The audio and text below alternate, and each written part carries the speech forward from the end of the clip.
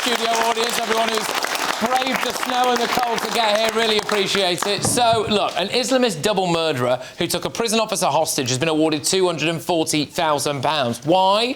Because being in maximum security solitary confinement is bad for his mental health. $7,500 of that was compensation. The rest of it was legal fees. Now, Fuad Awale shot 2 people in the head in Milton Keynes over a drugs dispute, went to prison. He and someone else took a prison officer hostage and threatened to kill them because he wanted to be able to hang out with one of these guys. Yes, the jihadis who murdered Fusilier Lee Rigby. He also demanded the release of Abu Qatada, the Al-Qaeda chief, who Keir Starmer did actually represent some years ago, but hey, you know what? Does it really matter? Yes. Anyway, this judge, Mrs. Justice Ellenbogen, ruled that keeping him in solitary confinement violated Article 8 of the European Convention on Human Rights, which is a right to a private life. Now, that apparently includes things like being able to form relationships with people and all of that stuff. Specifically, the Islamist murderer has a right to socialise and form friendships, even, it appears, if he wants to form friendships with one of Britain's best-known jihadis. So that's great, isn't it? David Lammy, the Justice Minister, chose not to appeal this decision. Well, why not? What about our human rights to not have this guy potentially plot a terror attack from behind bars or radicalise other inmates? What about the human rights of the prison officers not to be put at risk by this guy? Everyone seems to forget about them, don't they? What about the mental health of that prison officer that this bloke attacked and threatened to kill? I mean, have they got compensation? I don't know, maybe they have. And then today, there is this quite interesting development, actually. During the case in 2024, Awale was represented by a man called Dan Squires KC. He is a member of Matrix Chambers, the same chambers that our Attorney General, Lord Hermer, used to work at. Any ideas who Dan Squires' wife is? No? Well, it just happens to be Labour MP Sarah Sackman, who is, of course, the Minister of State for Courts and Legal Services. Now, I'm not saying anything untoward has gone on here, but it's just interesting to know, isn't it? Really? Anyway, here's my question to the audience, both in the studio and at home. What kind of country are we if we say it's against an Islamist double murderer's human rights to be in solitary, and then we have to pay him compensation? Let's get the thoughts of my panel this evening. Adam, I'll start with you on this one. Happy New Year. Happy New Year, mate. So what do you make of this, then, the fact that we've given this guy back? Isn't it funny how the left seem to worry about Islamist killers and their mental health, but when Tommy Robinson, you don't have to be a fan, when he was in solitary confinement and basically rotting in prison for a non-violent crime, no one cared about his mental health. Why do we prioritise the rights and the human rights of foreign nutters over our own people in this country? We can ignore the ECHR. They have no jurisdiction over us. We've ignored them on prisoner voting. We've done it before. Other countries ignore rulings. David Lammy could have appealed this. We do not have to have our taxpayers' money, hundreds of thousands of pounds, going towards the so-called luxury life of a foreign prisoner in our prisons. And I think the majority of Britons have had enough now. We want to leave the ECHR. I believe if there was a referendum, it would sail through. That's if the mainstream media was honest in their reporting of what this court actually does. A lot of the left bring up Winston Churchill, that he was a part of putting this together. Winston Churchill would be horrified at what this court is inflicting on this country. We cannot deport paedophiles, rapists, killers, terrorists, and it now puts the rights of these people over the rights of me and you. We need to leave. There's nothing more important than keeping your money and your identity safe online. And with so many VPN options available, choosing the right one can be pretty daunting.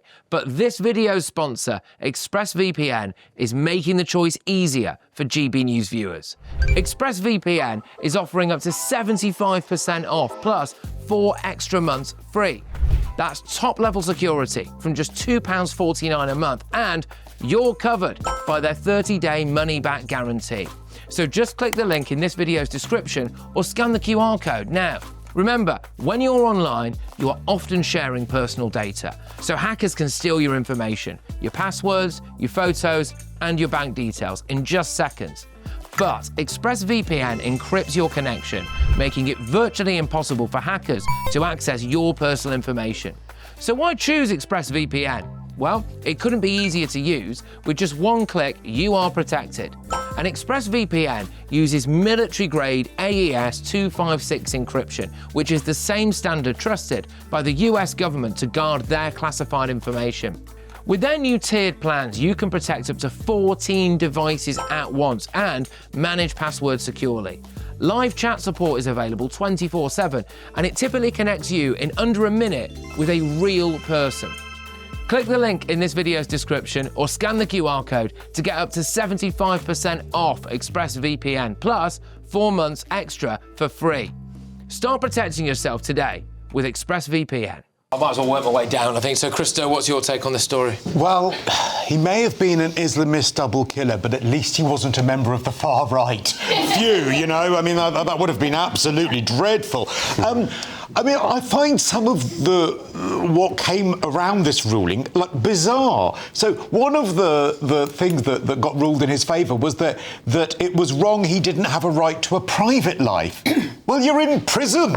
I'm sorry, when do people have private lives in prison? Apparently, he got a bit depressed. Well, yes, I would imagine you would be quite depressed in prison. That's something that would happen. Perhaps if you don't want to be depressed in prison and you want to have something of a private life, don't be an Islamist double killer. That would seem to solve the problem. Now, David Lammy, I mean, aside from the fact that I would imagine he's probably too thick to fill in the forms to actually lodge the appeal, because let's be honest, he's not the smartest tool in the box, is he? Story. It is outrageous that he wouldn't, even if it was performative, because the amount itself, I know that it's absolutely thousands, the legal bill. The amount he got was £7,500. Yeah. Right? That's not an absolutely astronomical amount of money in the terms of what the government pays out in compensation.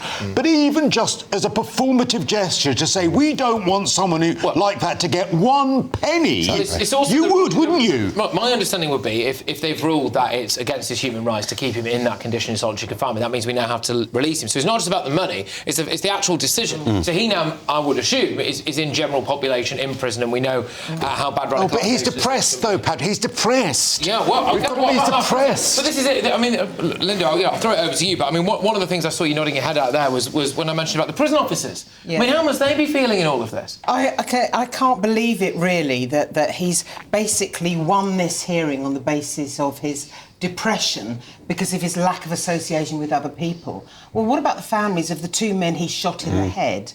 What about the families of the prison officers he took virtually hostage in order to campaign to put pressure on the authorities to release someone who was involved in hate speech? What about wanting to catch up with the killers of Lee Rigby and his family, who he was virtually decapitated in that attack?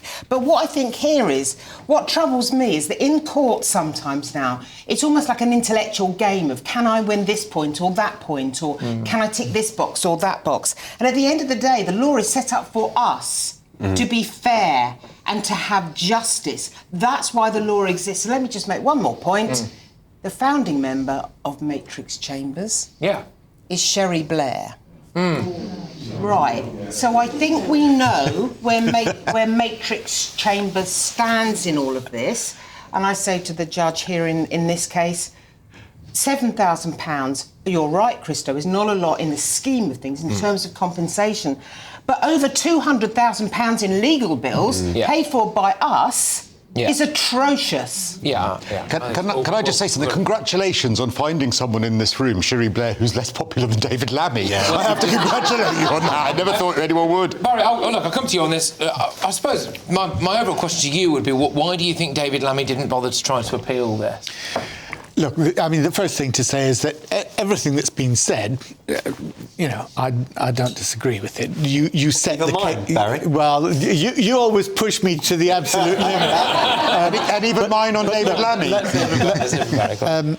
No, about the case. It is ridiculous that the judge has prioritised this man's ability to form relationships and called that a human right of having a private life. My beef is not with the ECHR. My beef is with judges, and I have to watch my words here, judges who interpret what should be plain and common sense legislation in a completely ludicrous way. The one thing and I don't know the full details of this case, right, as to exactly why the judge did what she did, but the one thing that I think does stand in favour of not having gone to appeal on this is that it would have cost, presumably, another £500,000 of taxpayers' money.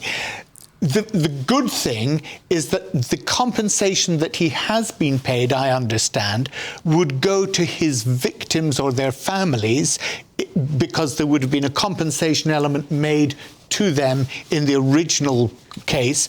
And my understanding is that anything that's paid out to a prisoner such as this would actually go to pay off any outstanding debt he had there. Is there not a case, Barry, to be for David Lammy appealing this so that it can do away with what appears now to be a legal precedent? Which, I mean, my concern would be anyone, regardless of whether or not they're an Islamist terrorist, even if you're just quite a vile person, who's now in solitary confinement or in maximum security prison, could presumably point to this case and say, it's giving me Patrick, that's why I said I don't know the full details of the case, because it may be that it's fine to put people in solitary confinement for various things that go on in prison. That's part and parcel of prison life. But it may be that he was treated more harshly than anybody would normally be treated. So I don't know the details. I could only guess that there was something that made the judge say that he had been treated unfairly. I just want to say something very, very briefly. There is now a case, I think, for leaving the European Convention on Human Rights. Now, 2 or 3 years ago, I wouldn't have said that. But I am saying it now because I don't think it's possible just to somehow modify it.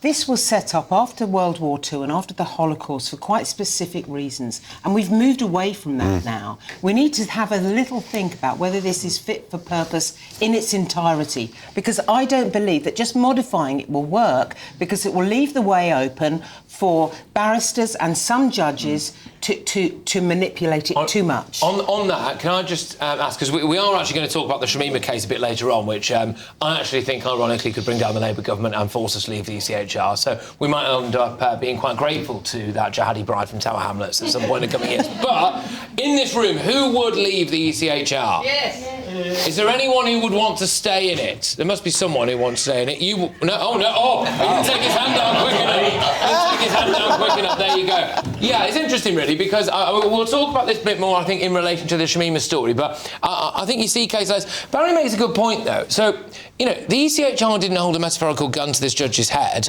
She interpreted it, and I think she interpreted it on the grounds of, in her mind, the ECHR would probably find in his favour. So I think we do, and she's not here to defend herself, don't get me wrong, but I do think we do have a problem with some of these judges in Britain, actually, 100%. who are coming to these decisions. Yeah. We have, 100%, and I'll say this as a knife crime campaigner. People that have been caught with machetes 2 or 3 times, not given prison sentences. Now, that's down to the judge. We need to bypass some of these judges in this country now with mandatory laws, with things like 5-year prison for carrying a machete or a sword.